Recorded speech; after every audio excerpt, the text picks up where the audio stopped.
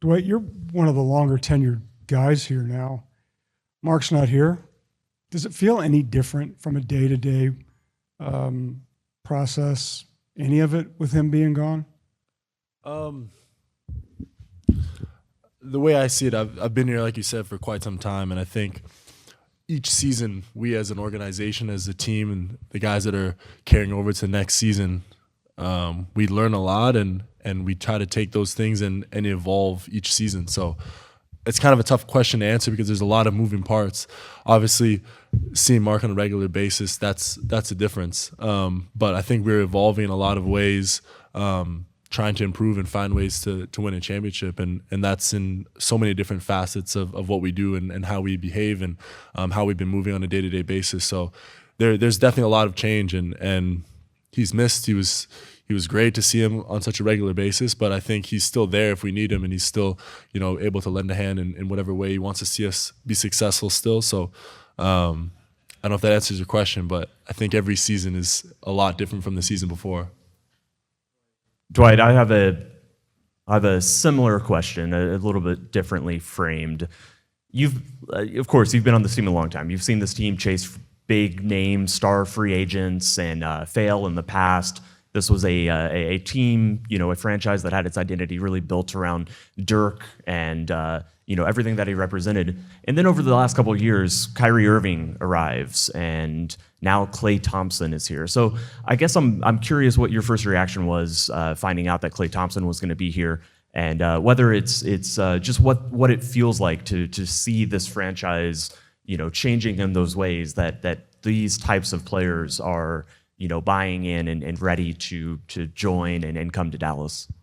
I was excited for sure. I mean, one of the great shooters of our generation for sure, and one of the great shooters this game has ever seen. So you want to, naturally start going down the thought pattern of imagining what it will be like and seeing him in certain situations, especially with Luka's ability to find guys and Kai's ability to just create so much gravity. There'll be a lot of amazing opportunities for him to be extremely successful. So I guess my first reaction was being very excited. Dwight, another question kind of about the Klay addition. You've been here through Dirk's era and now Luka's era, and you know what it takes for this team to win. What about Klay Thompson's game is going to contribute to hopefully winning with you guys? He's an extremely good basketball player, first and foremost. And like I said, one of the great shooters this game has seen. But I think more importantly, he knows how to win. He knows how to play the game the right way. And he's able to be effective in a lot of different situations. I think Luka's going to makes it easy for everyone, first and foremost. So his ability to capitalize on those opportunities is going to be extremely exciting, and it's going to create a lethal weapon on the court that's going to just create even more space for guys to operate. But he's been there before, and I think having that experience at the level that he's had, which is rare in terms of, generationally, in terms of winning, it's something that we can all take from on an organizational level. But X's and O's, I think it speaks for itself, but I think there's a lot of intangibles he's going to bring to the organization that's going to really help us be successful. Dwight, your team thought they could win the championship last season. You had that confidence, and by adding Klay, Najee, Quentin, Spencer's back, what does this team have this year that they didn't have last year?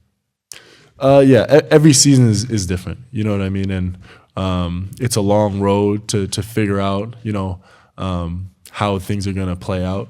But I think we're extremely confident with the group we have right now, and I think that confidence is going to continue to grow. Like I heard Kai said, we're very fortunate to have the group that we have day one, so we can kind of, get on the same page from the beginning and figure things out sooner than later and find that rhythm, because it does take time. There's going to be ups and downs, and we're going to have to figure this thing out together. But we're very excited with the group we have and looking forward to this season. Chris Henderson, CHendo.com. So obviously, long season last season, championship run. You immediately go to the Olympics. You got a chance to compete for your country. Can you talk about that experience and how was that for you?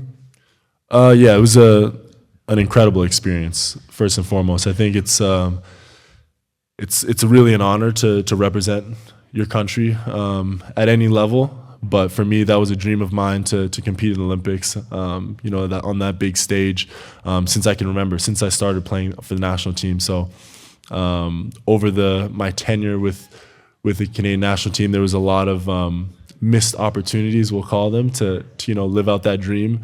So to be able to finally get there and in the way we did with the group that we had was extremely special. So it's definitely a bucket list thing for me in life, as well as sport. And I was very fortunate, very grateful to have had that experience. Right here in the front, Valencia King with Real Talk Sports. Thank you for your time this morning. Non-basketball question. What was the most enjoyable part of your summer, non-basketball related?